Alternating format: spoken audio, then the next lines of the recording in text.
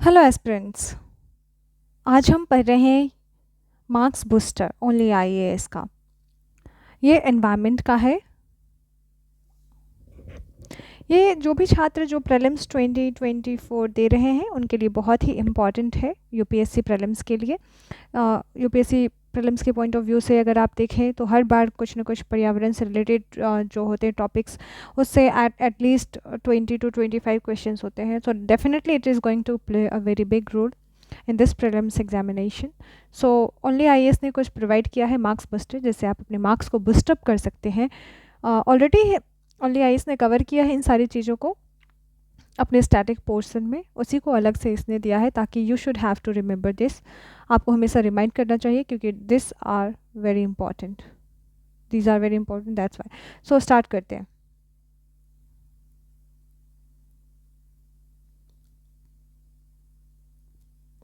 हमारा टॉपिक है समाचार में रही प्रजातियां, जैसे ओलिव रिडले कछुए, पैंगोलिन, भारतीय हाथी, स्लॉथ भालू, lesser flamingo, great scoop, scoop होता है ये, स्कॉप लिखा है, इंडियन स्कीमर्स, मालाबार टी ट्रॉड, यूरेशियन उदबिलाव, स्मू बत्तख यानी स्म्यू डक, मैंग्रोव पत्ती, मैंग्रोव पित पक्षी, spotted pond turtle, alligator garfish, Himalayan भूरा भालू, समुद्री तितली, pygmy hog, dhole, black spotted croaker यानी घोल मछली,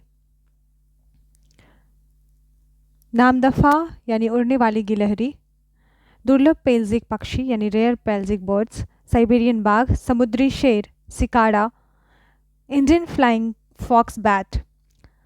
ये हमारा फर्स्ट चैप्टर है। सेकेंड चैप्टर में हम कवर करेंगे समाचार में रही प्रजातियां यानी वनस्पति यानी पौधे, जैसे कि लाल सैंडर्स, सेन्ना स्पेक्टाबिलिस, हिमालयी औषधीय पौधे, बाओबाव पेड़, इंडियन ओक, हिजोल, जिसे हिजोल कहते हैं, साल के पेड़, शुष्कन सहिष्णु संवहनी पौधे यानी कि डिस्केंट टॉलरेंट वेस्कुलर प्लांट्स, गुच्छी मशरूम, कोनोकार्पस पेड़, कैक्टस, इमसेंश कोरुप्पुसामी। ये हमारा सेकेंड चैप्टर हो जाएगा। थर्ड चैप्टर में हम कवर करेंगे गंभीर रूप से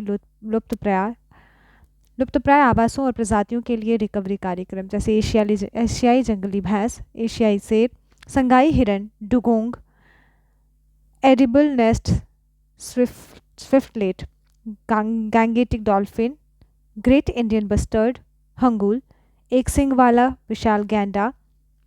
या यूपीएससी प्रीलिम्स में इससे रिलेटेड क्वेश्चन 2023 में पूछे गए हैं। After that Jerdon's courser, Malabar civet, समुद्री कछुआ, मालाबार सिवेट से भी पूछा गया है, निकोबार मेगापॉड, नीलगिरी तहर, हिम तेंदुआ, बारहसिंघा, गिद्ध, उत्तरी नदी टेरापिन, क्लाउडेड लेपर्ड, अरब सागर हम्पबैक व्हेल, लाल पांडा, स्याह गोश। आफ्टर दैट समाचार पत्रों में रहे राष्ट्रीय उद्यान एवं वन्यजीव अभ्यारण्य, जैसे कि बर्दा, एराविकुलम, हसदेव, वारनवापारा, सतकोसिया, कलसा बंदुरी, नागार्जुन सागर, गांधी सागर, नेत्रावली, बूरा चापोरी, पोवितोरा, रणथंभौर, बांदीपुर, महादेई, अचानक मार मानस इत्यादि। फिर हम इसके बाद कवर करेंगे समाचार पत्रों में रहे कुछ वेटलैंड्स, टाइगर रिजर्व्स, माइक स्थल और माइक कार्यक्रम और बायोस्फीयर रिजर्व्स। इन सबको हम कवर करेंगे। तो हम शुरू करते हैं।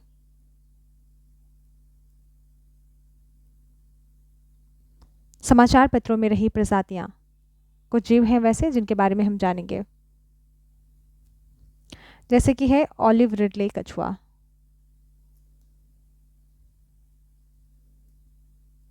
यस, ये है हमारा ऑलिव रिडले कछुआ।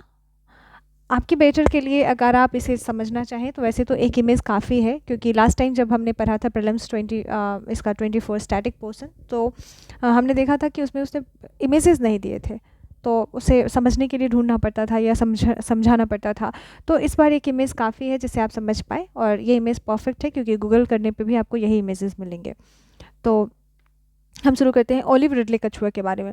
ये IUCN के रेड लिस्ट में शामिल है, या रेड सूची में ये इसका क्या है, वल्नरेबल है। साइट्स के परिशिष्ट 1 में है और वन्यजीव संरक्षण अधिनियम 1972 के अनुसूची 1 में है। ऑलिव रिडले कछुए के बारे में कुछ इंपॉर्टेंट थिंग्स जो हम जानना चाहेंगे। ऑलिव रिडले समुद्री कछुओं ने बंगाल की खाड़ी के तट पर घोंसला बनाना शुरू कर दिया। कहाँ शुरू कर दिया? तो बंगाल खाड़ी के तट पर घोंसला बनाना शुरू कर दिया है। ये संदर्भ है, न्यूज़ में क्यों है उसके बारे में बताया जा रहा है, क्योंकि इसने क्या किया है, बंगाल की खाड़ी के तट पर घोंसला बनाना शुरू कर दिया है। तो ध्यान रहे, ये कछुआ घोंसला भी बनाता है। ओलिव रिडले कछुए के बारे में हम जानते हैं क्या है इंपॉर्टेंट। ओलिव रिडले कछुए प्रशांत, अटलांटिक और हिंद महासागर के गर्म जल में पाया जाता है। कहाँ पाया जाता है? गर्म जल में। कहाँ पे? प्रशांत महासागर, अटलांटिक महासागर और हिंद महासागर के गर्म जल में पाया जाता है। यह बड़े पैमाने पर घोंसले अर्थात सामूहिक घोंसले बनाने की घटना, जिसको अरीबाड़ा कहा जाता है, के लिए जाना जाता है। तो ध्यान रहे, तो सबसे पहले बंगाल की खाड़ी के तट पर घोंसला बनाना शुरू किया है। दूसरा प्रशांत महासागर, अटलांटिक महासागर और हिंद महासागर के गर्म जल में पाया जाता है। ध्यान रहे, हॉट वाटर में पाया जाता है। ये क्या करता है? सामूहिक रूप से घोंसला बनाता है, जिसे अरीबाड़ा कहा जाता है। ऑलिव रिडले मादा कछुए आमतौर पर हर मौसम में 1 से 3 बार घोंसला बनाता है। प्रत्येक मौसम में कितना बार? 1 से 3 बार घोंसला बनाता है। बड़े पैमाने पर घोंसले बनाने के लिए वे गहीर माथा यानी भीतरकनिका राष्ट्रीय उद्यान जो है उड़ीसा में, कहाँ पे? उड़ीसा के ऋषिकुल्या नदी और देवी नदी यानी महानदी की सहायक नदी कौन सी है? देवी नदी। महानदी कहाँ पे? उड़ीसा की के मुहाने पर पहुंचते हैं। तो बड़े पैमाने पर क्या करता है घोंसला बनाने के लिए? गहीर माथा तट उड़ीसा में ही है। भीतरकनिका राष्ट्रीय उद्यान, गहीर माथा तट कहाँ है? भीतरकनिका राष्ट्रीय उद्यान कहाँ है? सबसे पहले आप बताइए। उड़ीसा में है। तो भीतरकनिका उड़ीसा में है। उड़ीसा की ऋषिकुल्या नदी है और देवी नदी के मुहाने पर पहुंचते हैं, जो कि ऋषिकुल्या और महानदी जो है वो क्या है? सहायक नदी है। किसकी? महानदी की सहायक नदी है। ठीक है, ऋषिकुल्या और देवी नदी। ये सर्वाहारी हैं। ध्यान रहे, ये कछुआ सर्वाहारी हैं, जिनके आहार में विभिन्न प्रकार के शैवाल, केकड़े और मोलस्क शामिल हैं। तो आपको क्या क्या जानना है? बंगाल की खाड़ी के तट पर घोंसला बना रही है, अभी गर्म जल में पाया जाता है। कहाँ कहाँ? हिंद महासागर, प्रशांत महासागर, अटलांटिक महासागर में। सामूहिक रूप से जो घोंसला बनाता है उसको क्या कहा जाता है? अरीबाड़ा कहा जाता है। रिडले मादा कछुआ आमतौर पर कितने बार घोंसला बनाती है? 1 से 3 बार घोंसला बनाती है। ये भीतरकनिका राष्ट्रीय उद्यान यानी गहीर माथा, उड़ीसा के ऋषिकुल्या नदी और देवी नदी के सामूहिक मुहाने पर पहुंचते हैं। ठीक है, सहायक नदी के। ये सर्वाहारी होते हैं। ध्यान रहे, ये सर्वाहारी होते हैं। सर्वाहारी होते हैं तो क्या खाते हैं? शैवाल, केकड़े और मोलस्क को खाते हैं। तो ये रहा हमारा ओलिव रिडले कछुआ। अब हम नेक्स्ट जो पढ़ रहे हैं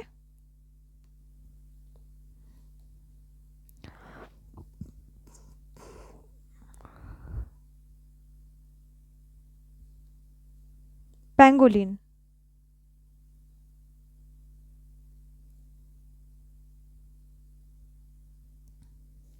पेंगोलिन जो भी है वो IUCN में क्या है? एंडेंजर्ड में है। 1 सेकेंड, एंडेंजर्ड में है। चीनी पेंगोलिन गंभीर रूप से संकटग्रस्त यानी क्रिटिकली एंडेंजर्ड में है। उसके बाद फिर है ये साइट्स के परिशिष्ट 1 में है और वन्य जीव संरक्षण अधिनियम की अनुसूची 1 में है। संदर्भ में क्या है? ये क्यों है अभी न्यूज़ में पेंगोलिन? तो विश्व पेंगोलिन दिवस जो 18 फरवरी को मनाया जाता है के अवसर पर एक पैक्ट सीट में 2018 से 2022 तक भारत में पेंगोलिन के अवैध वन्यजीव व्यापार में वृद्धि का पता चला है। यानी कि भारत में 2028 से लेकर 22 तक पेंगोलिन का अवैध व्यापार हुआ है, उसके बारे में पता चला है। पेंगोलिन के बारे में हम जानते हैं क्या है इसकी विशेषताएं। पेंगोलिन विश्व स्तर पर सबसे अधिक तस्करी किया जाने वाला जानवर है, यानी कि ग्लोबली ये बहुत ज़्यादा यानी सर्वाधिक तस्करी किया जाने वाला जानवर है। तो ये ध्यान रहे, बहुत ही इंपॉर्टेंट पॉइंट है ये। बोले पेंगोलिन एकमात्र स्तनधारी है जो पूरी तरह से शल्कों से ढका होता है। ध्यान रहे, UPSC 2024 प्रीलिम्स में इससे रिलेटेड क्वेश्चन भी पूछा गया है कि कौन अपने आप को बचाने के लिए शल्कों से ढक लेता है। जिसका उपयोग वे शिकारियों से खुद को बचाने के लिए या सुरक्षा के लिए करते हैं। तो हम पढ़ रहे थे पेंगोलिन के बारे में। ये सर्वाधिक तस्करी किया जाने वाला जानवर है, एकमात्र स्तनधारी है जो पूरी तरह से शल्कों से ढका होता है, जिसका उपयोग वे शिकारियों से खुद को बचाने के लिए या सुरक्षा के लिए करते हैं। पेंगोलिन चींटियों, दीमकों और लार्वा को खाते हैं। तो ध्यान रहे, पेंगोलिन क्या खाते हैं? दीमक, चींटी और लार्वा खाते हैं। इन्हें अक्सर शल्की चींटीखोर के रूप में भी जाना जाता है। भारत में भारतीय पेंगोलिन और चीनी पेंगोलिन पाए जाते हैं। भारत में कौन कौन से पाए जाते हैं? भारतीय और चीनी दोनों पाए जाते हैं।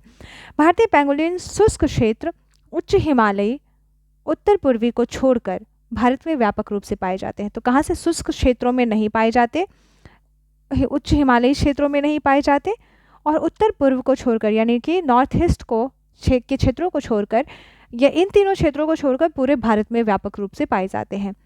अगर हम बात करें तो आवासों में उष्णकटिबंधीय और बाढ़ वाले जंगल, इनके जो आवास है वो क्या है? उष्णकटिबंधीय, बाढ़ वाले जंगल, घनी झाड़ियाँ, साफ और खेती वाले क्षेत्र तथा सवाना घास के मैदान इनके आवास में शामिल होते हैं। क्या क्या?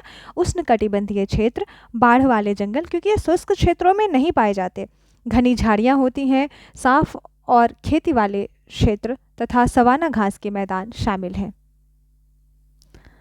अब हमारा तीसरा जो है जीव है वो है भारतीय हाथी। हाथी मेरा साथी। तो हम पढ़ते हैं भारतीय हाथी के बारे में।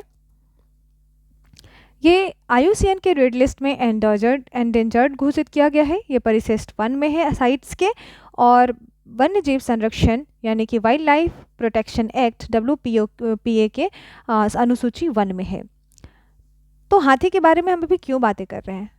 तो इसके पीछे कारण है कि राष्ट्रपति द्रौपदी मुर्मू ने हाथी परियोजना के 30 वर्ष पूरे होने के उपलक्ष्य में, कितने? 30 ईयर्स, ठीक है, 30 वर्ष पूरे होने के उपलक्ष्य में, अगर आपको 30 नहीं याद रहे तो आप ऐसे कोड कर सकते हैं, जैसे कि हाथी में हम ऐसे लिखते हैं ना, हाथी, ये हाँ, अगर इसको ऐसे कर देंगे तो क्या हो जाएगा? 3 हो जाएगा। तो आपको ध्यान रह सकता है कि ये 30 हो गया। तो 30 वर्ष के उपलक्ष्य में काजीरंगा राष्ट्रीय उद्यान के गज उत्सव में भाग लिया। किसने भाग लिया? तो महोदया राष्ट्रपति द्रौपदी मुर्मू ने भाग लिया था। कहाँ पे भाग लिया था? काजीरंगा, असम के काजीरंगा उद्यान, राष्ट्रीय उद्यान में गज उत्सव होता है वहाँ पे उन्होंने भाग लिया। अब हम पढ़ते हैं हाथियों के बारे में, क्या विशिष्टता है, क्या विशेषताएं हैं। हाथी स्पष्ट रूप से विशाल शरीर वाले सबसे बड़े भूमि स्तनधारी हैं। हाथी के दांत विस्तारित दांत होते हैं जो कई उद्देश्यों की पूर्ति करते हैं। नर हाथी अलग थलग या छोटे समूह में रहते हैं। नर जो होते हैं ना, नर हाथी, इसके बारे में आप देखना, अलग अलग रहेंगे, छोटे छोटे समूह में रहेंगे। पर जो एक मादा हाथी होती है वो समूह में रहती है, झुंडों में रहती है, और वो झुंडों का नेतृत्व भी करती हैं, ध्यान रहे। नेक्स्ट, एक मादा हाथी हर 4 से 5 साल में एक बार और 22 महीने की गर्भाधान अवधि के बाद एक बच्चे को जन्म देती है। एक मादा हाथी हर 4 से 5 साल में, 4 to 5 ईयर्स में एक बार, यानी 4-5 साल में एक बार, और 22 महीने की गर्भाधान अवधि के बाद, यानी कि वो क्या करती है, 22 महीने की, उनकी जो प्रेगनेंसी का ड्यूरेशन क्या होता है, वो 22 माह, 22 मंथ्स होते हैं, ठीक है, लगभग 2 साल से अगर देखा जाए तो 2 महीने कम, 2 साल में। इसके बाद एक बच्चे को जन्म देती हैं, लेकिन एक बार जब बच्चे को जन्म देती है तो अगले 4-5 साल तक वो नहीं दे पाती, ठीक है, 4-5 साल में देती हैं। जो किसी भी स्तनधारी की सबसे लंबी अवधि है, सबसे लंबी अवधि है। हाथियों को जीवित रहने और अपनी पारिस्थितिक आवश्यकताओं को पूरा करने के लिए व्यापक भूमि क्षेत्रों की आवश्यकता होती है, व्यापक भूमि क्षेत्र की आवश्यकता होती है, जिसमें भोजन, जल और प्रवास शामिल है। मुख्य प्रजाति के रूप में हाथी बीजों के प्रसार और पौधों की अतिवृद्धि को रोकने आदि में मदद करते हैं। किस चीज़ में मदद करते हैं? बीजों के प्रसार और पौधों की अतिवृद्धि को रोकने में मदद करते हैं। अब हम पढ़ते हैं एशियाई हाथी और अफ्रीकन हाथी के बीच तुलना, यानी Asian elephants and African elephants में क्या अंतर है, आप किस तरीके से डिफाइन करेंगे। तो यहाँ पे बताया गया है, ये है एशियन हाथी, एशियन, और ये है अफ्रीकन।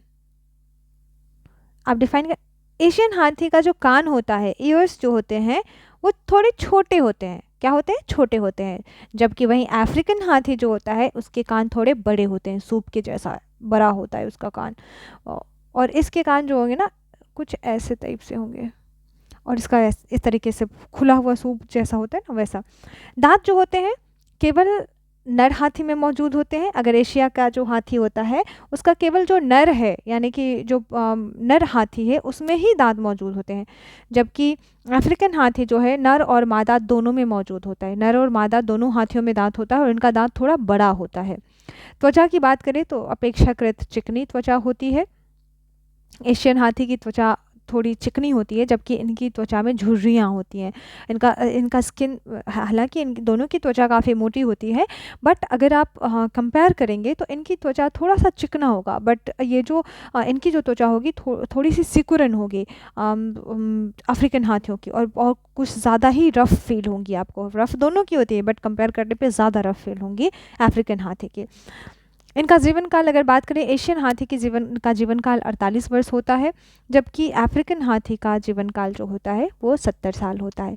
एक और होता है डिफाइन करने का तरीका कि एशियन हाथी है वो ऐसे होगा, इस तरीके से होगा, और अफ्रीकन हाथी जो होगा उसका डबल डोम होता है, ये इस टाइप से थोड़ा सा होगा उसका हेड, फोरहेड, जब वो जो फोरहेड बनता है तो इस टाइप से ऐसा उभार रहेगा दोनों साइड। तो ये भी एक है, कभी आप देखें तो इसके बारे में भी बात की जा सकती है कि एक का राउंडेड होता है और एक का डबल टॉम होता है। तो इस तरीके से भी डिफाइन की जा सकती है, जो मैंने बता दिया आपको जानकारी के लिए। Otherwise less chances are there कि they will ask this kind of, but या यू शुड नो दैट। अब हम पढ़ते हैं स्लॉथ भालू, स्लॉथ बियर के बारे में। स्लॉथ बियर जो है IUCN के रेड लिस्ट में इन्हें वल्नरेबल घोषित किया गया है। साइट्स के परसिस्ट 1 में है और वो WPA के अनुसूची 1 में ये शामिल है। स्लॉथ भालू क्या है? ये सूखे आर्द्र जंगलों, घास के मैदानों में रहते हैं। इस प्रजाति की लगभग 90% आबादी भारत में पाई जाती है। दिस इज़ वेरी इंपॉर्टेंट, इसकी 90% आबादी केवल भारत में पाई जाती है। और ध्यान रहे कि यही सारे क्वेश्चन UPSC ना घुमा के पूछ लेता है, या फिर डायरेक्टली ये स्टेटमेंट रख देगा। समझ रहे हो कि 90% आबादी केवल भारत में पाई जाती है। तो अगर ऐसा पूछ देता है तो फिर बहुत सारे बंदे बोलेंगे नहीं, मे बी ये नहीं हो सकता, और वो क्या करते हैं, इसको गलत कर देते हैं। So that's why this is very important to know. जो फैक्ट्स हम आपके पास रख रहे हैं उनको दिमाग में रखना बहुत ज़रूरी है। तो इसकी 90% आबादी भारत में पाई जाती है। स्लॉथ भालू के छाती पर आमतौर पर एक क्रीम रंग का वी या वाई शेप पाया जाता है, निशान पाया होता है। किस कलर का? क्रीम कलर का। ये आमतौर पर सर्वाहारी होते हैं, ये भी सर्वाहारी होते हैं। पेंगोलिन भी पेंगोलिन तो वो चींटी खाता है, ये खाता है, दीमक खाता है, ये तो सुना था आपने। ऑलिव रिडले कछुआ भी सर्वाहारी होते हैं। तो ये आमतौर पर स्लॉथ भालू क्या होता है? सर्वाहारी होता है। ये आम, अंजीर, फ्रूट्स में, और दीमक और चींटियाँ जीवों में खाता है। इनके संभावित शिकारियों में सियार, जंगली कुत्ते, तेंदुआ आदि शामिल हैं। इनके जो संभावित शिकारियाँ हैं उसमें सियार, जंगली कुत्ता और तेंदुआ शामिल है। भारत में स्लॉथ भालू वसंत ऋतु से लेकर गर्मियों की शुरुआत तक प्रजनन करता है। ये वसंत ऋतु से लेकर गर्मी के शुरुआत तक प्रजनन करता है। अभी फिलहाल गर्मी का मौसम है तो आप समझ सकते हैं। तो जन्म से पहले हफ्तों या महीनों में मादा डेनिंग व्यवहार प्रदर्शित करती हैं, जहां वह एक मांद खोदती हैं, एक गुफा में जगह तैयार करती हैं। मांद खोदती हैं और गुफा में जगह तैयार करती हैं। स्लॉथ भालू अपने वातावरण, अच्छा एक और पूछा था कि इसमें से कौन सा है जो पेड़ों को खुरचने के लिए वो बनाता है, तो उसमें था ओरांगुटान। तो ध्यान रहे कि इस टाइप के क्वेश्चन भी UPSC पूछ लेती है। वो क्या करती है? तो स्लॉथ भालू क्या करती है? मांद खोदती है स्वयं, और एक गुफा में जगह तैयार करती हैं। तो ये भी पूछ सकता है। स्लॉथ भालू अपने वातावरण के अनुसार अपने सोने जगने के चक्र को अनुकूलित करते हैं और अपनी आदत या शिकारियों के आधार पर रात्रिचर, दिनचर्या या संध्याकालीन पर यानी सुबह और शाम को सक्रिय हो जाते हैं। ये बहुत ही UPSC के पैटर्न पर बेस्ड है, मैं समझ रही हूँ। क्यों? क्योंकि लास्ट टाइम एक क्वेश्चन पूछा गया था कि इनमें से कौन है जो केवल रात्रि में सक्रिय होते हैं। तो उसमें डियर का दिया, सांभर हिरन, नीलगिरी तहर, ये सारे नाम दिए गए हैं। तो इस हिसाब से ये पैटर्न को देखते हुए ओनली IAS ने इसे तैयार किया है, जिसमें ये भी बताया जा रहा है कि स्लॉथ भालू जो होता है वो रात्रिचर, दिनचर्या या संध्याकालीन पर यानी सुबह और शाम को सक्रिय रहते हैं। समझ रहे हो? खानाबदोश कलंदर समुदाय को के सदस्यों द्वारा नृत्य करने पर वाले भालू के रूप में इनका उपयोग किया जाता है। यानी खानाबदोश कलंदर समुदाय के सदस्यों द्वारा, ये खानाबदोश होते हैं ये समुदाय, क्या नाम है इनका, कलंदर समुदाय, इनके सदस्यों द्वारा नृत्य करने वाले भालू के रूप में इनका उपयोग किया जाता है। ठीक है, अब है लेजर फ्लेमिंगो के बारे में हम जानते हैं। लेजर फ्लेमिंगो क्या है? लेजर फ्लेमिंगो सबसे छोटा पक्षी है। IUCN की रेड लिस्ट में नियर थ्रेटन घोषित किया गया है और परिशिष्ट 2 में इसको घोषित रखा गया है। संदर्भ में क्या है, क्यों है? तो 6 साल के लंबे अंतराल के बाद यानी आफ्टर 6 इयर्स लेजर फ्लेमिंगो या छोटे राजहंस को पुलिकेट झील में के तट पर देखा गया है। सबसे छोटा बताया गया इसे। तो छोटे राजहंस को पुलिकट झील के तट पर देखा गया है। पुलिकट झील कहाँ है? आंध्र प्रदेश। तो पुलिकट झील भारत के आंध्र प्रदेश और तमिलनाडु राज्य में स्थित एक अनूप झील है। हालांकि कुछ पार्ट इसका वैसे तो आंध्र प्रदेश कहा जाता है, बट कुछ पार्ट इसका तमिलनाडु से भी लगता है। तो उसके एक अनुपम झील है और अगर देखा जाए तो यह 759 स्क्वायर किलोमीटर क्षेत्रफल में फैला हुआ है। बट आंध्र प्रदेश इसलिए बोला जाता है क्योंकि इसका जो है एक बड़ा पार्ट जो है वो आंध्र प्रदेश के नेल्लोर ज़िले में आता है। इस वजह से इसको जनरली आंध्र प्रदेश ही कहा जाता है। बट ध्यान रहे अगर कुछ वैसा कॉम्प्लिकेटेड टाइप पूछे तो वो दोनों से टच कर सकता है। ठीक है, ओके आगे बढ़ते हैं। तो इसको जो छोटे राजहंस है इनको कहाँ देखा गया? आंध्र प्रदेश के पुलिकट झील के तट पर देखा गया। इस प्रजाति का अत्यधिक विशिष्ट आहार होता है। इसके आहार की बात कर रहे हैं, इसमें लगभग पूरी तरह से सूक्ष्म नील हरे शैवाल ब्लू ग्रीन एल्गी होता है और बेंटिक डाइटम शामिल होते हैं। डाइटम, ब्लू ग्रीन एल्गी और डाइटम शामिल होते हैं जो केवल क्षारीय झीलों, लवण कुंड, खाड़ी लैगून में पाए जाते हैं। ये मुख्य रूप से पूर्वी और दक्षिणी अफ्रीका, मेडागास्कर, यमन, पाकिस्तान, पश्चिमी भारत में पाए जाते हैं। कहाँ कहाँ? पूर्वी और दक्षिणी अफ्रीका यानी अफ्रीका के पूर्व और दक्षिण में, मेडागास्कर पूर्व में ही आता है मेडागास्कर अफ्रीका के, और यमन यानी यमन जो है, यमन का लोकेशन आप 1 मिनट रिमाइंड करें तो यमन आता है आपका ओमान के बगल में, सऊदी अरेबिया से नीचे। और उसके बाद अगर बात करें तो पाकिस्तान आपको बखूबी पता है और पश्चिमी भारत। इसका रंग गुलाबी व सफ़ेद होता है, हल्की गुलाबी और सफ़ेद होती है, मिक्सअप होती है कहीं कहीं। इसकी चोंच हल्की गुलाबी और काले रंग की होती है। लोअर पार्ट जो होता है, द लोएस्ट पार्ट जो होता है वो थोड़ा सा ब्लैक, मिडल में लाइट पिंक और फिर ब्लैक। आँखें सुर्ख लाल रंग की होती हैं। यह आकार में ग्रेटर फ्लेमिंगो से छोटा होता है। ग्रेटर फ्लेमिंगो सबसे बड़ा होता है, तो ये क्या है? लेजर फ्लेमिंगो यानी उससे छोटा होता है। लेजर फ्लेमिंगो की चोंच भोजन के लिए एक आवश्यक फिल्टर का काम करती है।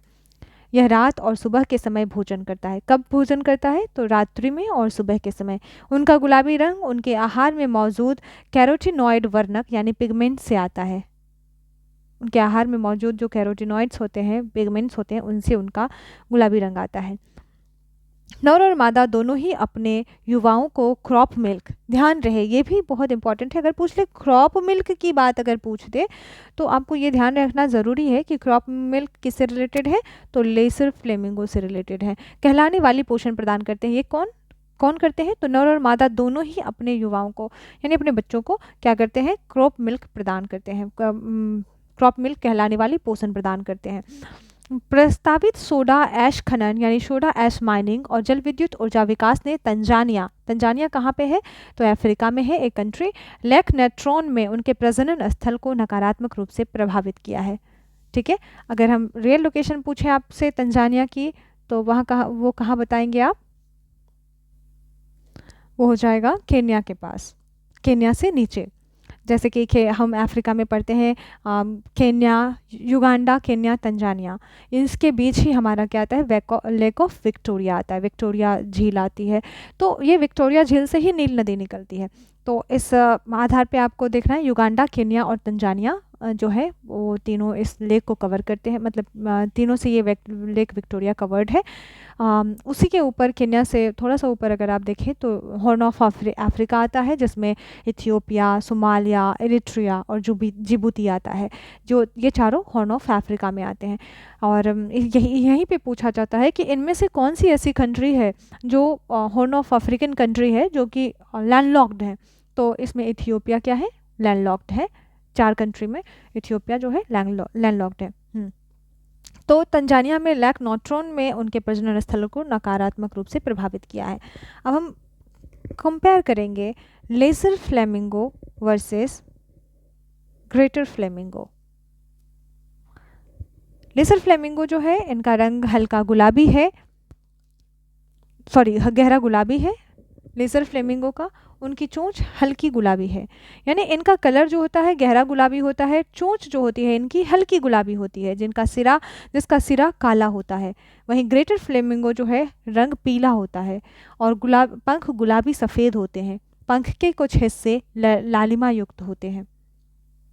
सतह पर रखे खाने खाते हैं, यानी लेजर फ्लेमिंगो जो है वो जो ज़मीन पर रखा खाना है उसको खाते हैं, या जल की सतह से अपना भोजन प्राप्त करते हैं। सतह पर यानी जल की सतह की बात कर रहा है कि जल की सतह पर जो भोजन रखा होता है उससे अपना भोजन प्राप्त करते हैं। वहीं ग्रेटर फ्लेमिंगो उथली झीलों के तल से अपना भोजन प्राप्त करते हैं। इनकी आबादी बहुत बड़ी है, यानी लेजर फ्लेमिंगो की आबादी बहुत बड़ी है, जबकि ग्रेटर फ्लेमिंगो की आबादी काफ़ी छोटी है। वैसे भी किंग थोड़ा सा कोई कम ही होता है, हर कोई किंग नहीं होता। तो ग्रेटर फ्लेमिंगो ऑलरेडी ग्रेटर है तो इसकी आबादी कम होगी, और वहीं लेजर फ्लेमिंगो जो है उसकी आबादी बड़ी है, ध्यान रहे। अब हम पढ़ते हैं ग्रेटर स्कोप। ये बहुत ही प्यारा पक्षी है ग्रेटर स्कोप। ये IUCN के लिस्ट कंसर्ट यानी संकट मुक्त है, एंड साइट्स में सूचीबद्ध नहीं किया गया इसे, और वाइल्ड लाइफ प्रोटेक्शन एक्ट 1972 के तहत भी इसे सूचीबद्ध नहीं किया गया है क्योंकि ये लिस्ट कंसर्न है। ग्रेटर स्कूप के बारे में हम पढ़ रहे हैं, क्यों ये खबरों में है, आखिर हमें और आपको इस मैटर पे क्यों बातें करनी पड़ रही हैं। तो ग्रेटर स्कूप को हाल में लोकटक झील कहाँ है, मणिपुर में। मणिपुर कहाँ है, तो नागालैंड, मणिपुर और मिजोरम। समझ आया आपको, मणिपुर बीच में है, नागालैंड से नीचे।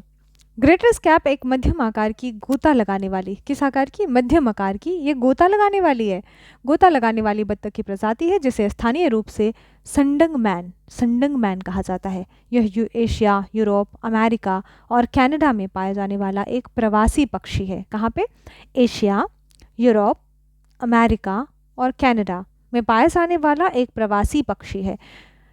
अब इसी में पूछ लेता है कि ग्रेटर स्कॉब एशिया का स्थानिक पक्षी है, तो वो गलत हो जाएगा, नहीं, क्योंकि ये एक प्रवासी पक्षी है, ध्यान रहे। यह घास वाले तटों के साथ मीठे जल वाले क्षेत्रों में प्रजनन करता है। भारतीय उपमहाद्वीप में एक दुर्लभ आगंतुक है। यह क्या है, भारतीय उपमहाद्वीप में एक दुर्लभ आगंतुक है। ये सबसे बड़े इंपॉर्टेंट फैक्ट्स है, इसको ध्यान रखा जाए कि यह घास वाले तटों के साथ मीठे जल वाले क्षेत्रों में प्रजनन करता है। तट पे घास भी होना चाहिए और जल मीठा होना चाहिए। भारतीय उपमहाद्वीप में एक दुर्लभ आगंतुक है ये, ठीक है। ये किसके लिए प्रवासी पक्षी है, तो एशिया, यूरोप, अमेरिका और कनाडा में पाए जाने वाला एक प्रवासी पक्षी है। कहाँ पाया, हाल ही में कहाँ देखा गया इसको, लोकटक झील मणिपुर में देखा गया। मध्यम आकार का गोता लगाता है। स्थानीय रूप से इसको संडंग मैन कहा जाता है, संडंग मैन, ठीक है, ओके। नेक्स्ट है इंडियन स्कीमर्स। इंडियन स्कीमर्स के बारे में हम जानते हैं। इंडियन स्कीमर्स को IUCN के एंडेंजर्ड में शामिल किया गया है और साइट्स में सूचीबद्ध नहीं किया गया है, और WPA में भी सूचीबद्ध नहीं किया गया है। इंडियन स्कीमर्स को काकीनाडा ज़िले के गोदावरी नदी के मुहाने पर देखा गया है। कहाँ पे, काकीनाडा ज़िले के गोदावरी नदी के मुहाने पर देखा गया है। ये काकीनाडा है कहाँ, आंध्र प्रदेश, ओके, आंध्र प्रदेश, गोदावरी। तो ये काकीनाडा कहाँ है, आंध्र प्रदेश में। इंडियन स्कीमर को वहाँ देखा गया है गोदावरी नदी के मुहाने पर। अब हम पढ़ते हैं इंडियन स्कीमर्स के बारे में, इसकी क्या विशेषताएं हैं। इंडियन स्कीमर नदी के मुहाने और तटीय क्षेत्रों में पाया जाता है, या तो नदी के कोस्टल एरिया में या फिर तटीय क्षेत्रों में पाया जाता है। मुख्य रूप से रेतीले तराई की नदियों, झीलों और दलदल में। कहाँ कहाँ, रेतीले, तराई की नदियों, झीलों और दलदल में पाया जाता है। ये रेतीली चट्टानों वाली धीमी गति से बहने वाली नदियों में रहना पसंद करते हैं, धीमी गति से बहने वाली नदियों में रहना पसंद करते हैं तथा प्रजनन भी वहीं करते हैं। यह सतह पर रहने वाली मछलियों, छोटे क्रिस्टेशियंस, कीड़ों के अलावा लार्वा को खाते हैं, कीड़ों की लार्वा को खाते हैं, कीड़ों को की क्या खाते हैं, लार्वा खाते हैं। क्या क्या खाते हैं? तो सतह पर रहने वाली मछलियों, छोटे क्रस्टेशियंस और कीड़ों के लार्वा खाता है। यह नाक से कप या कीप नोट्स का विसर्जन करते हैं, विशेष रूप से कब? उड़ते समय कीप नोट्स का विसर्जन करते हैं। प्रमुख खतरा क्या है इनसे रिलेटेड? प्राकृतिक आवास का क्षरण, यानी कि इनके प्राकृतिक जो आवास हैं वो क्षति हो रहे हैं। तो प्रमुख खतरा क्या है? प्राकृतिक आवास का क्षरण। नदी के समीप व्यापक और अनियंत्रित वृद्धि से नदी तंत्र में व्यवधान तथा मछली पकड़ने, परिवहन आदि जैसी गतिविधियों के कारण इनकी आवास का क्षरण हो रहा है। फलतः ये ना प्रजनन कर पा रहे हैं और ना सही तरीके से अपना भोजन और आवास की सुरक्षा पा रहे हैं। तो फलतः क्या हो रहा है? इनके लिए खतरे की घंटी है। तो क्या क्या है इसमें? तो अनियंत्रित नदी की जो वृद्धि होती है, नदी के समीप व्यापक और अनियंत्रित वृद्धि से नदी तंत्र में व्यवधान होता है और मछली पकड़ने के कारण होता है। कभी कभी उनके जाले या इनके जो चीज़ें, जो इनका प्रजनन स्थल होता है, वो उनका विनाश हो जाता है, क्षति हो जाती है। परिवहन आदि के कारण जो है इनकी आदि गतिविधियों के कारण इनके आवास का क्षरण हो रहा है। नेक्स्ट है मालाबार ट्री टॉड। अब जैसे ही यहाँ पर हो गया ना ट्री तो आपको फील होगा it's something related about the tree, but exactly not. ये ट्री टॉड एक मेढक से रिलेटेड है, ट्री टॉड नाम है इसका, और ये मालाबार क्षेत्र में है। ठीक है, तो IUCN के रेड लिस्ट में इसे इंडेंजर्ड घोषित किया गया है और साइट्स में इसे सूचीबद्ध नहीं किया गया है। वन्य जीव संरक्षण अधिनियम या वाइल्ड लाइफ प्रोटेक्शन एक्ट 1972 के तहत इसे सूचीबद्ध नहीं किया गया है, ध्यान रहे। अब है संदर्भ क्या है, क्यों हम पढ़ रहे हैं ट्री टॉड के बारे में। मालाबार ट्री टॉड भारतीय प्राणी सर्वेक्षण जूलॉजिकल सर्वे ऑफ इंडिया द्वारा जारी भारतीय उभयचरों की अद्यतन सूची जारी की गई है 2023 में। इसमें मालाबार ट्री टॉड भी शामिल है। मालाबार ट्री टॉड के बारे में हम जानने की कोशिश करेंगे कि क्या है। यह मोल्लेम राष्ट्रीय उद्यान और महादेई वन्यजीव अभयारण्य में पाया जाता है। मोल्लेम राष्ट्रीय उद्यान, महादेई तो गोवा में है और मोल्लेम कहाँ है? गोवा। तो महादेई वन्यजीव अभयारण्य और मोल्लेम राष्ट्रीय उद्यान ये दोनों गोवा में ही हैं। जूलॉजिकल सर्वे ऑफ इंडिया ने इसकी सूची में इसको भी शामिल किया है। मालाबार ट्री टॉड जो है मोल्लेम राष्ट्रीय उद्यान और महादेई वन्यजीव अभयारण्य में पाया जाता है। ये दोनों ही राष्ट्रीय उद्यान, नेशनल पार्क जो हैं, wild life sanctuary national park जो है गोवा में है। इसके खतरे क्या हैं? तो आवास क्षरण, इनके आवास का क्षरण हो रहा है। जलवायु परिवर्तन, बत्राचोचियट्रियम एंड डेंड्रोबैटिडिस यानी कि कवक है। जलवायु परिवर्तन और कवक के कारण आवास क्षरण, जलवायु परिवर्तन और बत्राचोचियट्रियम और डेंड्रोबैटिडिस कवक है, इसके कारण इनके आवास का क्षरण हो रहा है। मादाएं नर से बड़ी होती हैं। मादाएं जो होती हैं वो जनरली क्या होती हैं? नर से बड़ी होती हैं। ओके, यानी फीमेल ही मेल से बड़ी होती है। आगे इनके बारे में अतिरिक्त जानकारी। मोल्लेम राष्ट्रीय उद्यान के बारे में हम जानते हैं। यह गोवा के मोल्लेम राष्ट्रीय उद्यान कहाँ है? तो वो गोवा में है। गोवा के संगुएम तालुका में स्थित है। अब इसे भगवान महावीर अभयारण्य के नाम से जाना जाता है। वहीं महादेई वन्यजीव अभयारण्य के बारे में भी गोवा के उत्तरी भाग में स्थित है, जिसका नाम महादेई नदी के नाम पर रखा गया है। राज्य में पड़ने वाले पश्चिमी घाट के पूरे क्षेत्र की रक्षा करने वाला एकमात्र राज्य बनाता है। यहाँ बार्किंग हिरन, सांभर हिरन, भारतीय पेंगोलिन के बारे में हम ऊपर पढ़ चुके हैं। ये अब शिकारियों से खुद को बचाने के लिए क्या करता है? अपने सल्क का प्रयोग करता है और फिर ये क्या करता है? ये कवक खाता है और चींटी खाता है, चींटीखोर भी इसको कहा जाता है। ठीक है, ओके। नेक्स्ट है स्लेंडर लॉरिस आदि पाए जाते हैं। कहाँ पे पाए जाते हैं? तो महादेई वन्यजीव अभयारण्य में। अब हम पढ़ते हैं यूरेशियन उदबिलाव के बारे में। यूरेशियन उदबिलाव जो है IUCN के नियर थ्रेटेंड सूची में क्या है? नियर थ्रेटेंड है और साइट्स के परिशिष्ट 1 में है। वाइल्ड लाइफ प्रोटेक्शन एक्ट के अनुसूची 2 में शामिल किया गया है। अर्धजलीय मांसाहारी स्तनपायी क्यों संदर्भ, इसका संदर्भ क्या है, तो ये अर्ध जलीय मांसाहारी स्तनपायी के पहले फोटोग्राफी रिकॉर्ड के अनुसार नीरू धारा यानी चिनाब नदी की एक सहायक नदी के कुछ हिस्से अभी भी प्रदूषित नहीं हैं। ठीक है, तो अर्धजलीय मांसाहारी स्तनपायी की पहली फोटोग्राफी रिकॉर्ड के अनुसार नीरू धारा के कुछ हिस्से अभी भी प्रदूषित नहीं हैं। ये संदर्भ था। यूरेशियन उद्बिलाव के बारे में हम जानते हैं। यूरेशियन उद्बिलाव जो है, इसका प्राकृतिक आवास पश्चिमी घाट और हिमालयी क्षेत्र है। पश्चिमी घाट और हिमालयी क्षेत्र है।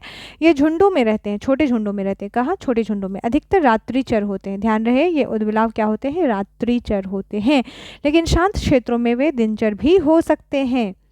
तो ये रात्रिचर जनरली होते हैं, लेकिन अगर इलाका शांत है, यहाँ इन्हें खतरा नहीं है, तो ये दिनचर भी हो सकते हैं, यानी दिन में भी सक्रिय रह सकते हैं। इनके आहार में कई छोटे जीव शामिल होते हैं, मुख्य रूप से केकड़े, छोटी मछलियाँ इत्यादि। इसे एक प्रमुख प्रजाति माना जाता है और यह उच्च गुणवत्ता वाले जलीय आवासों का सूचक है। यानी कि ये जहाँ पे होते हैं, ऐसा माना जाता है कि वहाँ पे जो जल है की क्वालिटी जो है उच्च गुणवत्ता वाली है। तो इसलिए इस संदर्भ में कहा जा रहा है कि अर्ध जलीय मांसाहारी स्तनपायी के पहले फोटोग्राफी रिकॉर्ड के अनुसार नीरू धारा के कुछ हिस्से, नीरू धारा किसकी है? तो चिनाब की, झेलम चिनाब, चिनाब झेलम के बाद चिनाब है ना, चिनाब नदी जो जम्मू कश्मीर, तो चिनाब की एक सहायक नदी जो है वो है नीरू धारा। तो उसके कुछ हिस्से अभी भी प्रदूषित नहीं है। ये कैसे डिफाइन हुआ? तो क्योंकि वहाँ पे उद्बिलाव, यूरेशियन उद्बिलाव पाया गया है। ठीक है, तो ये एक एनवायरमेंटल इंडिकेशन भी है। नेक्स्ट है स्म्यू बत्तख, स्म्यू डक। ये भी बहुत प्यारा बत्तख है। स्म्यू बत्तख क्या है? तो IUCN के रेड लिस्ट में इसे लिस्ट थ्रेटेंड यानी कि संकट मुक्त घोषित किया गया है। साइट्स में इसे सूचीबद्ध नहीं किया गया है और उसी प्रकार WPA में भी इसे सूचीबद्ध नहीं किया गया है। संदर्भ क्या है? तो दुर्लभ बत्तख प्रजातियां 116 वर्षों के बाद कश्मीर में देखी गई हैं। कहाँ देखी गई हैं? कश्मीर में देखी गई हैं। स्म्यू बत्तख के बारे में, स्म्यू बत्तखें मध्यम आकार की बत्तखें होती हैं जो यूरेशियन, यूरोप दोनों में पाई जाती हैं। यूरेशिया यानी कि यूरोप और एशिया का जो वो है मिक्सर है वहाँ पे, एंड यूरोप में दोनों में पाई जाती है। इसमें एक झुका हुआ सिर और दांतेदार किनारे होते हैं। इसमें क्या होता है? झुका हुआ सिर और दांतेदार किनारे होते हैं, जो इसे मछली पकड़ने में मदद करते हैं। नेक्स्ट है मैंग्रोव पित्त पक्षी, मैंग्रोव पित्त बर्ड्स। इसे IUCN के रेड लिस्ट में नियर थ्रेटेंड घोषित किया गया है और साइट्स में सूचीबद्ध नहीं किया गया है। उसी प्रकार वन्यजीव संरक्षण अधिनियम के तहत भी इसे सूचीबद्ध नहीं किया गया है। मैंग्रोव पिट्टा पक्षियों की पहली जनगणना उड़ीसा में की गई। पहली जनगणना इसकी कहाँ की गई? पिट्टा पक्षी की पहली जनगणना उड़ीसा में की गई। पिट्टा, अब हम पढ़ेंगे मैंग्रोव पिट्टा पक्षी के बारे में। मैंग्रोव पिट्टा पक्षी उड़ीसा के भीतरकनिका, पश्चिम बंगाल के सुंदरबन में पाए जाते हैं। यह काले मुखौटे, हरे और काले पंख, पीले पेट वाला एक चमकीले रंग का पक्षी है। क्या है ये? काले मुखौटा, हरे और काले पंख, पीले पेट वाला एक चमकीला रंग का पक्षी। बहुत ही प्यारा पक्षी है। आप कभी इसको अगर यहाँ नहीं समझ पा रहे हो तो आप इंटरनेट पे जाके देख सकते हो। जनगणना बिंदु गणना पद्धति का उपयोग करके की गई है। जनगणना जो है इसकी बिंदु गणना पद्धति का उपयोग करके की गई है, जहां पक्षियों की गिनती के लिए प्रत्यक्ष दृश्य और चहचहाहट की आवाज़, ध्यान रहे किस आवाज़ पर? तो चहचहाहट की आवाज़ का उपयोग किया गया था। तो अगर ऐसे स्टेटमेंट UPSC दे देता है, चार स्टेटमेंट देता है, उसमें अगर ये कहा जाए, लिख देता है कि इसकी गणना जो है चहचहाहट की आवाज़ पर की गई, या फिर कह सकता है कि इसकी गणना कैमरे टैब के द्वारा की गई, या जो भी है, तो इस आधार पर आप क्वेश्चन को गलत कर सकते हैं। तो इन्हीं सारी जो छोटी छोटी चीज़ें होती हैं ये ध्यान रखने के लिए है। तो इसकी गणना जो है जनगणना किस आधार पर की गई? तो उनकी चहचहाहट की आवाज़ के साथ की गई है। यह मैंग्रोव वनों के स्वास्थ्य का जैव सूचक है। बायो इंडिकेटर्स है किसका? मैंग्रोव वनों का।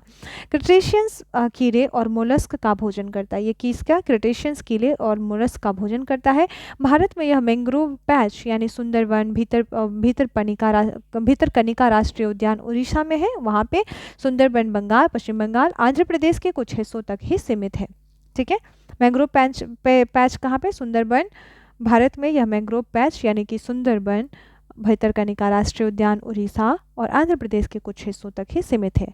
अब हम पढ़ते हैं spotted pond turtle. Spotted pond turtle ये IUCN के एंडेंजर्ड में घोषित किया गया है, परिशिष्ट साइट्स के परिशिष्ट 1 में है और वाइल्ड लाइफ प्रोटेक्शन एक्ट के अनुसूची 1 में है। काजीरंगा राष्ट्रीय उद्यान में मीठे जल के स्पॉटेड पॉन्ड टर्टल को पकड़ने और उसका सेवन करने के आरोप में 3 लोगों को गिरफ्तार कर लिया गया था। क्या किया था उसने? तो स्पॉटेड पॉन्ड टर्टल को पकड़ा था, जिसके आरोप में पकड़ के और उसको आहार के रूप में लिया था। इस वजह से 3 लोगों को गिरफ्तार कर लिया गया था। स्पॉटेड पॉन्ड टर्टल के बारे में हम जानने की कोशिश करते हैं। सामान्य नाम इसका है ब्लैक पॉन्ड टर्टल या फिर ब्लैक स्पॉटेड टर्टल या हैमिल्टन टेरापिन। Hamilton terrapin. इसका आवास क्या है? तो उत्तर और उत्तर पूर्वी भारतीय महाद्वीप, उत्तर नॉर्थ हिमालय क्षेत्र और उत्तर पूर्वी यानी नॉर्थ ईस्ट भारतीय क्षेत्र उपमहाद्वीप। पीले धब्बों और पच्चड़ के आकार के निशानों के साथ काले रंग के होते हैं। ये लेंटिक जल निकायों में पाए जाते हैं। लेंटिक जल निकाय में पाया जाता है। लेंटिक जल निकाय क्या होता है? तो लेंटिक जल निकाय क्या होते हैं? लेंटिक जल निकाय जो होते हैं जनरली फ्रेश वाटर सिस्टम को ही लेंटिक जल निकाय कहा जाता है। फ्रेश वाटर जहाँ पे आता है तो ये क्या पाए जाते हैं? फ्रेश वाटर में पाए जाते हैं। और ये मीठे जल के कछुए, ऑब्वियसली जहाँ फ्रेश जल हो रहा है वहाँ मीठा जल तो होना ही है। ओके, नेक्स्ट है ये मुख्य रूप से मांसाहारी होते हैं। ये जो कछुए थे ब्लैक स्पॉटेड टर्टल होते हैं, ये क्या होते हैं? मांसाहारी होते हैं। और मांस में क्या खाते हैं ये? तो घोंघा, कीट लार्वा इत्यादि खाते हैं। हालांकि कुछ पाचन तंत्रों में वनस्पति सामग्री भी पाई जाती है। ठीक है, ओके। मादाएं नर से थोड़ी बड़ी होती हैं। देखो यहाँ भी फीमेल जो है वो क्या हो रही है? नर से थोड़ी बड़ी हैं। फीमेल जो है मेल से थोड़ी बड़ी होती हैं। स्पॉटेड पॉन्ड टर्टल ये जो होते हैं संध्याकालीन होते हैं। ये शाम के समय में जो होते हैं ये चलते हैं, सक्रिय रहते हैं। तो इससे आपको पता चलना चाहिए, क्योंकि ये कभी कभी इस टाइप के क्वेश्चन भी पूछ लेंगे। ब्लैक स्पॉटेड टर्टल उसकी 3-4 विशेषताएं दे देंगे और उसमें लग देगा ये सुबह के समय सक्रिय रहते हैं या रात्रि के समय सक्रिय रहते हैं। तो नहीं, ये संध्याकालीन ऐसी प्रजातियाँ जो गोधूली के समय सबसे अधिक सक्रिय होती हैं।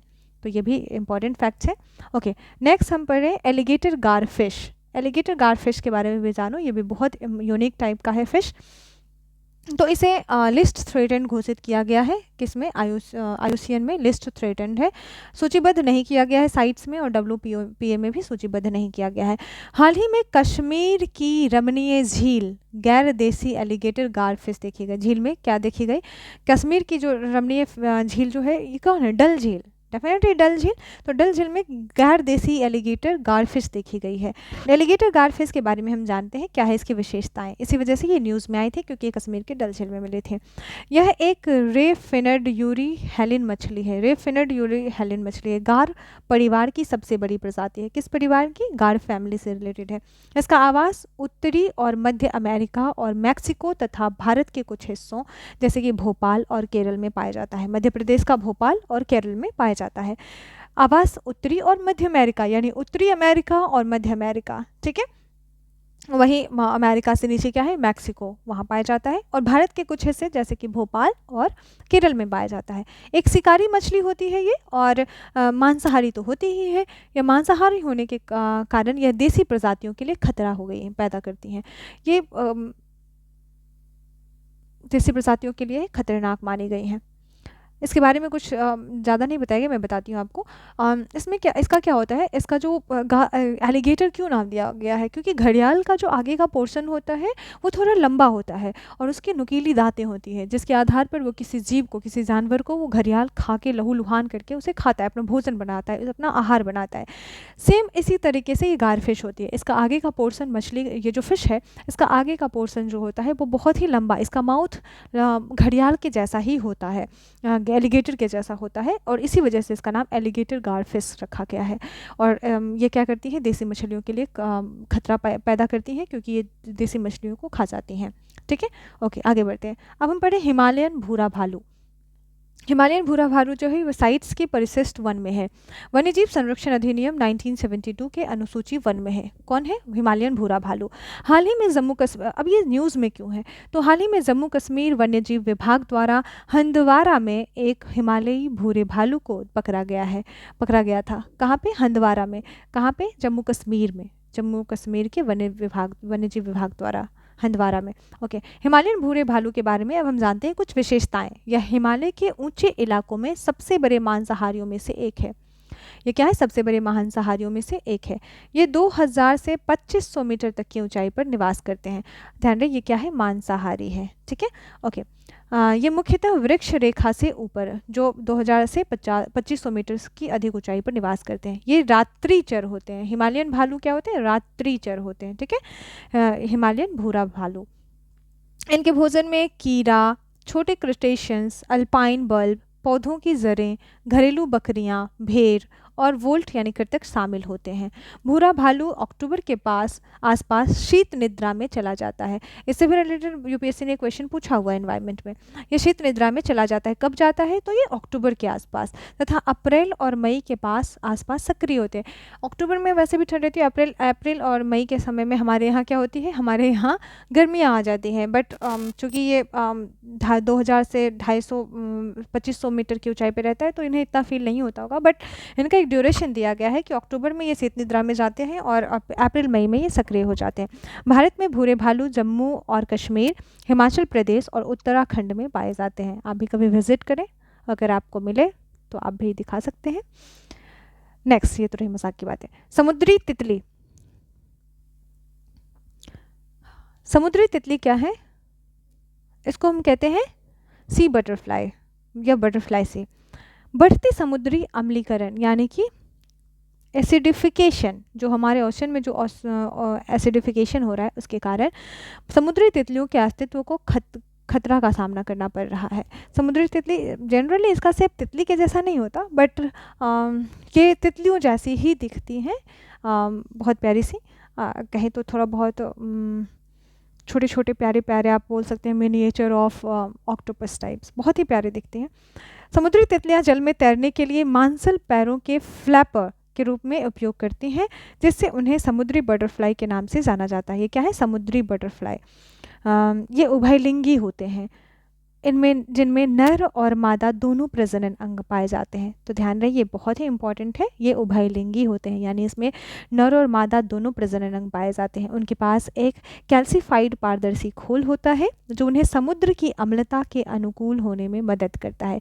तो इनका सेल्फ ही एक कैल्सीफाइड पारदर्शी खोल होता है जो एसिडिफिकेशन के विरुद्ध इन्हें जीवित रहने में या उनकी अनुकूलित होने में मदद करता है।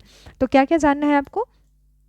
तो बहुत ज़्यादा एसिडिफिकेशन हो रहा है जिसके कारण इनको खतरे का सामना करना पड़ रहा है, क्योंकि किसी भी चीज़ की एक लिमिटेशन होती है। ऑब्वियसली इनके पास कैल्सीफाइड पारदर्शी खोल होता है, बट वो भी एक लिमिट तक होता है, वो भी एक लिमिट टाइम तक यूज़ कर सकता है या उसका लिमिटेशन होता है। अब ये हो रहा है कि ज़्यादा एसिडिफिकेशन के कारण इनको खतरा पैदा हो रहा है। इनके पैरों में मांसल फ्लैपर होता है जिसके कारण ये क्या होती है? समुद्र में तैर पाती हैं, और इस वजह से इनको समुद्री बटरफ्लाई कहा जाता है। इन सब में भी सबसे इम्पॉर्टेंट ये है कि इनके पास ये उभयलिंगी होती है, नर और मादा दोनों प्रजनन अंग होते हैं। ठीक है, अब हम पढ़ते हैं next pygmy hog. Pygmy hog क्या है? तो पिग्मी हॉग जो है IUCN के रेड लिस्ट यानी कि रेड लिस्ट में या क्रिटिकली गंभीर संकटग्रस्त घोषित किया गया है, क्रिटिकली एंडेंजर्ड घोषित किया गया है। तो इसके परिशिष्ट साइट्स के परिशिष्ट 1 में है और WPA wild life protection act के अनुसूची 1 में है। पिग्मी हॉग के बारे में हम जानते हैं। पिग्मी हॉग जंगली सुअर की सबसे दुर्लभ, छोटी और सूचक प्रजाति है। जंगली सुअर की, ध्यान रहे किसकी? जंगली सुअर की सबसे छोटी, रेयर और सूचक प्रजाति है। इतनी छोटी सी दिखती है वो। यह हिमालय की तलहटी में जलोढ़ घास के मैदान का मूल निवासी है। किसका? जलोढ़ घास के मैदान का मूल निवासी है। जलोढ़ घास का मैदान क्या होता है? आप सबसे पहले मुझे ये बताएं। तो जलोढ़ घास का जो मैदान होता है, जब नदी का पानी यानी कि जब नदी का पानी वैसे क्षेत्र में आ जाता है जहाँ नदियाँ अपने सीमाओं को तोड़कर जब उससे बाहर के क्षेत्र में आ जाती हैं, तो वो अपने साथ बहुत सारे गाद, मिट्टी ये सब लेकर आती हैं, और वो फिर क्या होता है? नदियाँ उसको वहीं छोड़ देती हैं, और फिर नदियाँ जनरली ये बाढ़ के पानी में होता है, तो वो जो नई मिट्टी आती है उसी को जलोढ़ मिट्टी कहा जाता है, जो नए क्षेत्र पर, और ये जनरली ये मिट्टी बहुत उपजाऊ मानी जाती है। तो जलोढ़ घास का मूल निवास मैदान का ये मूल निवासी होता है। यह उन स्तनधारियों में से एक है जो छत सहित अपना घर स्वयं बनाते हैं। वेरी इंपॉर्टेंट, ये पिग्मी हॉग बहुत छोटा सा जानवर है ये, बट ये क्या है? छत सहित अपना घर खुद ही बनाता है। इसकी सर्वाधिक आबादी असम के मानस टाइगर रिजर्व में पाई जाती है। मानस टाइगर रिजर्व कहाँ है? असम में। वहाँ पे इसकी सबसे ज़्यादा आबादी पाई जाती है पिग्मी हॉक की। अब हम पढ़ रहे हैं ढोले। ढोले क्या है? ढोले एक सियार है। ढोले क्या है? सियार। देखो, इसको IUCN के रेड लिस्ट में एंडेंजर्ड घोषित किया गया है, परिशिष्ट 2 में रखा गया है साइट्स के, और वाइल्ड लाइफ प्रोटेक्शन एक्ट के अनुसूची 2 में रखा गया है। ढोले को लगभग 3 दशक के बाद, आफ्टर 30 ईयर्स, सिमलीपाल में फिर से देखा गया है। सिमलीपाल राष्ट्र, इसे कहाँ देखा गया है? सिमलीपाल यानी कि उड़ीसा में, उड़ीसा के राष्ट्रीय उद्यान सिमलीपाल में देखा गया किसको? ढोले को। यह कुत्ते या कैनिड परिवार का सदस्य है, जिसमें भेड़िया, लोमड़ी और घरेलू कुत्ते भी शामिल हैं। कुछ संरक्षित क्षेत्रों में ये बाघों और तेंदुओं के साथ निवास स्थान साझा करते हैं। किसके साथ? बाघ और तेंदुओं के साथ निवास स्थान साझा करते हैं। संरक्षित क्षेत्र की बात कर रहा है ये शानदार संवादक होते हैं, एक दूसरे के साथ संवाद करने के लिए भयानक सीटी का उपयोग करते हैं। किसकी? सीटी का। तो ध्यान रहे, ये कहाँ पाए गए हैं? 30 साल के बाद, 30 दशक के बाद, हाँ 30 साल के बाद कहाँ पाए गए हैं? उड़ीसा में पाए गए हैं। सिमलीपाल में फिर से देखा गया। कुत्ते के परिवार का होता है, कैनिड परिवार का सदस्य होता है, जिसमें कि भेड़िया, लोमड़ी और कुत्ता भी शामिल होता है। ये बाघ और तेंदुओं के साथ इस निवास स्थान को साझा करते हैं। ये संवाद करने के लिए जाने जाते हैं, ये बेहतर संवाद स्थापित करते हैं। और वो किस आधार पर करते हैं? तो सीटी का प्रयोग करते हैं, इसलिए इन्हें सीटी बजाने वाला कुत्ता भी कहा जाता है। सीटी बजाने वाला कुत्ता। इनका भौगोलिक प्रसार क्या है? तो विश्व में ये रूस के साउथ में पाए जाते हैं, मध्य एशिया, साउथ एशिया और साउथ ईस्ट एशिया में पाया जाता है, दक्षिण पूर्व एशिया में पाया जाता है। भारत की अगर बात करें तो ये पश्चिमी और पूर्वी घाट, मध्य भारतीय परिदृश्य और उत्तर पूर्व भारत में यह पाया जाता है। नेक्स्ट है black spotted Crocker. Black spotted Crocker. अब हम पढ़ रहे हैं ब्लैक स्पॉटेड क्रॉकर यानी घोल मछली। घोल मछली IUCN के रेड लिस्ट में इसे नियर थ्रेटन घोषित किया गया है, यानी संकट, निकट संकट। गुजरात सरकार ने, किसने? गुजरात सरकार ने ब्लैक स्पॉटेड क्रॉकर यानी घोल मछली को राज्य मछली घोषित किया है। ब्लैक स्पॉटेड क्रॉकर जो है, इसके बारे में हम जानते हैं, यह गुजरात और महाराष्ट्र के समुद्री इलाकों में सुनहरे भूरे रंग में पाया जाता है। सुनहरे भूरे यानी कि गोल्डन ब्राउन कलर में पाया जाता है। यह समुद्र तल के कीचड़ भरे तलों के ऊपर तटीय जल में पाया जाता है। यह ज्वारीय नदियों और मुहानों में भी पाया जाता है और क्रेटेशियंस और छोटी मछलियों को खाता है। किसको खाता है? क्रेटेशियंस और छोटी मछलियों को खाता है। एक बार आप ज़रूर सर्च करके क्रेटेशियंस को ज़रूर देखना, आपको क्लैरिटी मिलेगी। मछली को कई देशों में स्वादिष्ट व्यंजन माना जाता है और साथ ही इसे यूरोपीय और मध्य पूर्वी देशों में भी निर्यात किया जाता है। यूरोपीय और मध्य पूर्वी देशों में भी निर्यात किया जाता है। तो क्या इसके बारे में जानना था? तो इसने क्यों है न्यूज़ में ब्लैक स्पॉटेड क्रॉकर, घोल मछली? क्योंकि ये गोल्डन ब्राउन कलर का होता है। क्यों? रीज़न क्या है इसका? तो आज हाल ही में गुजरात सरकार ने इसको राज्य मछली घोषित किया है और इसका कलर जो होता है गोल्डन ब्राउन होता है। कीचड़ भले तलों के ऊपर तटीय जल में पाया जाता है ये कोस्टल एरिया में, और ज्वार नदियों और मुहाने पर भी पाया जाता है। ये खाता क्या है? छोटी मछलियों को खाता है और क्रेटेशियंस को खाता है। चूँकि मछली एक स्वादिष्ट व्यंजन माना जाता है, बहुत सारे हेल्थ के लिए भी ये सही माना जाता है। इसका कॉर्ड तेल का भी काफ़ी यूज़ किया जाता है इसका, और फिर डॉक्टर भी रिकमेंड करते हैं स्वास्थ्य के लिए थोड़ा सा इसके सेवन को। ठीक है, अब हम पढ़ते हैं नामदफ़ा गिलहरी के बारे में। यह एक उड़ने वाली गिलहरी है। क्या नाम है इसका? Namdapha flying squirrel. Namdapha flying गिलहरी जो है ये रेड सूची के,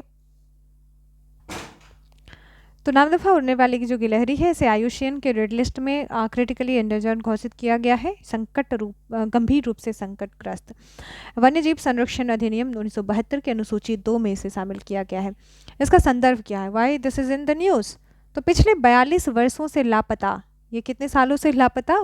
42 ईयर्स से लापता ये जो उड़न गिलहरी है ये अरुणाचल प्रदेश में फिर से देखने को मिली है। कहाँ पे? अरुणाचल प्रदेश में।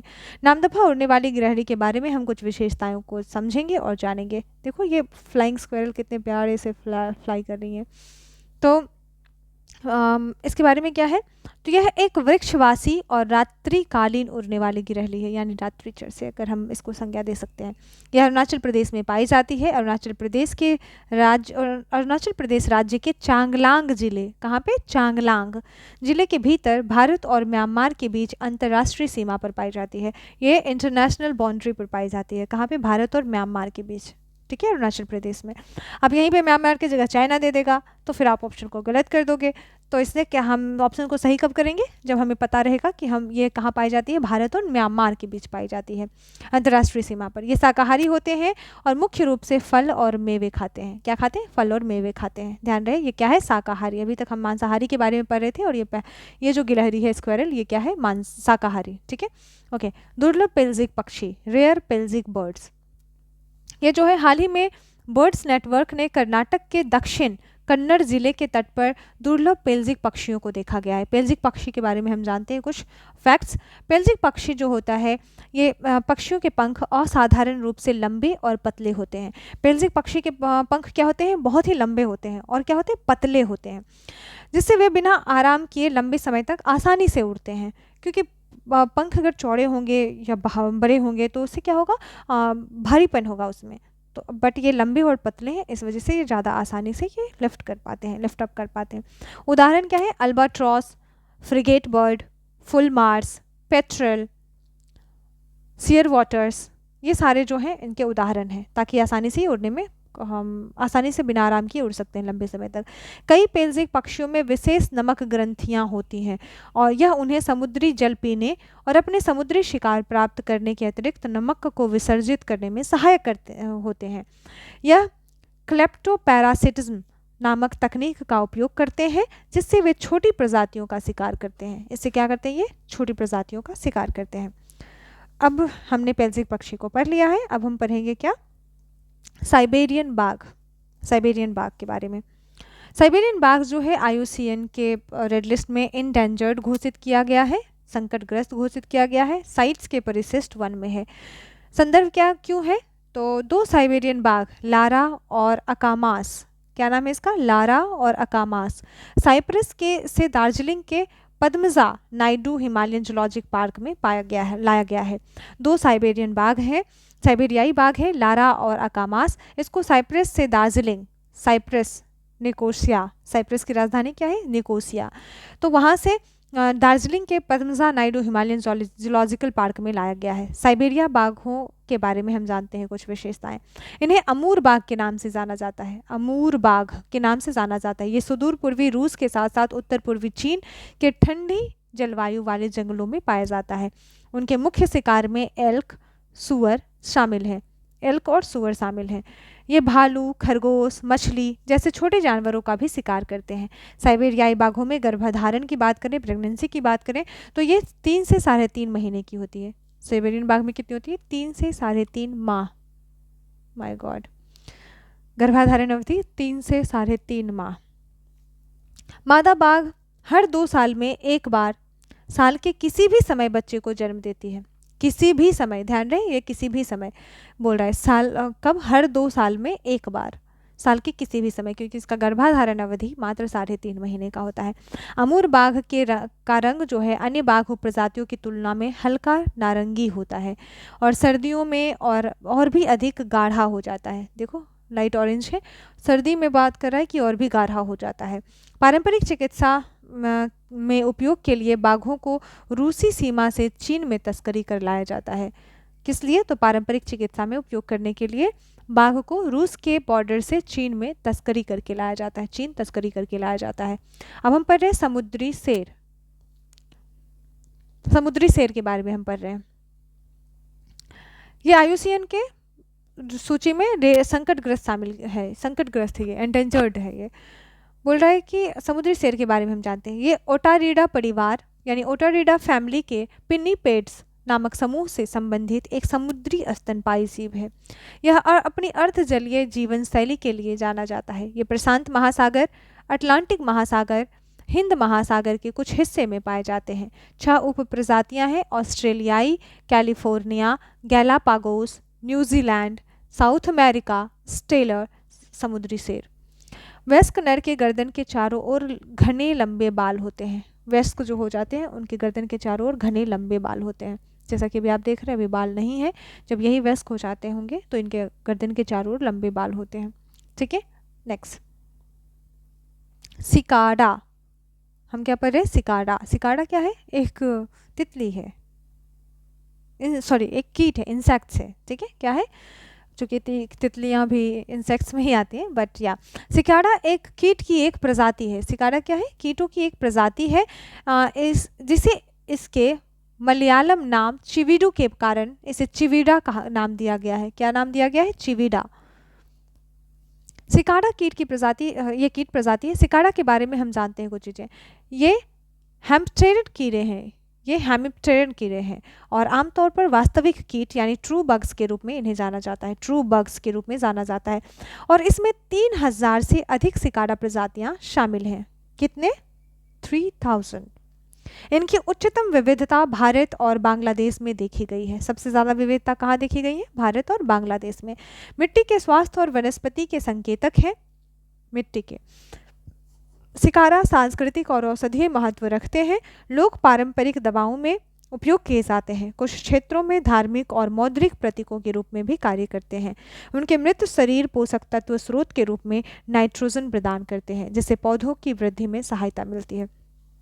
इससे ध्यान आया कि जो क्षेत्र जहाँ पे आपने देखा होगा घटपर्णी एक पौधा होता है, वो घटपर्णी पौधा वो उसमें वो क्यों होता है? वो जीवों को खाता है, उसके अंदर एक ढक्कन होता है, इसमें जीव प्रवेश करते हैं और वो उसे मार कर खाता है। तो ऐसा वो क्यों करता है? क्योंकि उसे वो जिस क्षेत्र में वो उपजता है वहाँ पे नाइट्रोजन नहीं होता और उसी नाइट्रोजन की मात्रा को संतुलित करने के लिए यानी प्राप्त करने के लिए वो घटपर्णी पौधा होता है, वो जीवों को खाता है और इसके द्वारा ही वो नाइट्रोजन को प्राप्त करता है। और बहुत सारे ऐसे फसल भी उगाए जाते हैं जिससे पौधों में नाइट्रोजन की अगर कमी हो जाती है तो वो उसकी पूर्ति के लिए उन फसलों को उपजाया जाता है। तो इस दौरान हम इस चीज़ का भी नाम रख सकते हैं, इनका भी नाम रख सकते हैं चिविडा का, यानी कि सिकाडा का, सिकाडा कीट का। ये क्या करते हैं? जो कि मिट्टी में नाइट्रोजन प्रदान करते हैं। ये मिट्टी के स्वास्थ्य भी माने जाते हैं, मिट्टी के स्वास्थ्य और वनस्पति के संकेतक भी माने जाते हैं ये कीड़े। ओके, इन्हें ट्रू बग भी कहा जाता है। 3000 से अधिक इनकी प्रजातियां हैं और जनरली ये इम्पॉर्टेंट इसका एक और ये इसलिए है क्योंकि ये दवाओं के रूप में भी इसका यूज़ किया जाता है, कहीं कहीं धार्मिक आधार पर और मौद्रिक प्रतीकों के रूप में भी इसका यूज़ किया जाता है, इसलिए ये ज़्यादा इम्पॉर्टेंट है। ठीक है, नेक्स्ट अब पढ़ रहे हैं Indian flying fox bat. Indian flying fox bat, ये इसे लिस्ट कंसर्न घोषित किया गया है यूसीएन में, परिशिष्ट साइट्स के 2 में है और डब्ल्यूपीए के अनुसूची 2 में है।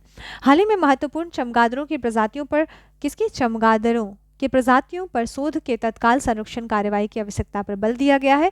इंडियन फ्लाइंग फॉक्स के बारे में हम जानते हैं। इंडियन फ्लाइंग फॉक्स को कृमिनाशक माना जाता है जो फलों के बगीचों को व्यापक स्तर पर नुकसान पहुंचाते हैं। इसलिए कई क्षेत्रों में इन्हें कीट कहा जाता है। क्या कहा जाता है? कीट, क्योंकि ये जनरली फलों के बगीचों को नुकसान पहुंचा रहे हैं। इसे ग्रेट इंडियन फ्रूट बैट भी के नाम से भी जाना जाता है। ग्रेट इंडियन फ्रूट बैट के नाम से भी जाना जाता है।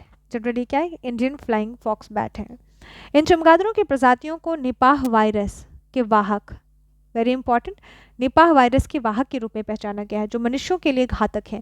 यह विश्व की सबसे बड़े चमगादड़ों में से एक है जो भारतीय उपमहाद्वीप के मूल निवासी मेगाबेट्स की प्रजाति से संबंधित है। इकोलोकेशन का उपयोग करने के बजाय यह दृष्टि और गंध की अच्छी तरह से विकसित इंद्रियों के माध्यम से अपने पर्यावरण को समझती है। जनरली बैट्स क्या करते हैं? वो इको लोकेशन के माध्यम से जो है वो चीज़ों को समझते हैं। बट ये क्या कर रही हैं? ये थोड़ी यूनिक है। ये किस आधार पे जा रही है? तो ये अपने अच्छी दृष्टि और गंध की अच्छी तरह से विकसित इंद्रियों के माध्यम से पर्यावरण को समझती हैं जनरली। और ये इनके अलावा जो व्हेल होती है, समुद्री व्हेल, वो भी इकोलोकेशन, डॉल्फिन, वो भी इकोलोकेशन के माध्यम से ही जो है चीज़ों को समझती हैं, पर्यावरण को समझती हैं, अपने निवास स्थानों को समझती हैं, इकोसिस्टम को समझती हैं। ठीक है, तो इस तरह से हमने चैप्टर 1 कंप्लीट कर लिया है पूरी तरीके से। आई होप कि आपको अच्छे से समझ आई होगी। और अब इसके बाद हम पढ़ेंगे चैप्टर 2। अभी फ़िलहाल इसको यहीं करते हैं। हम दूसरा चैप्टर जो है समाचार में रही प्रजातियाँ, यानी वनस्पतियों के बारे में हम पढ़ेंगे, जो कि चैप्टर 2 में है, और इसे हम बहुत जल्द ही नेक्स्ट वीडियो में कवर करेंगे। Thank you, bye bye, take care.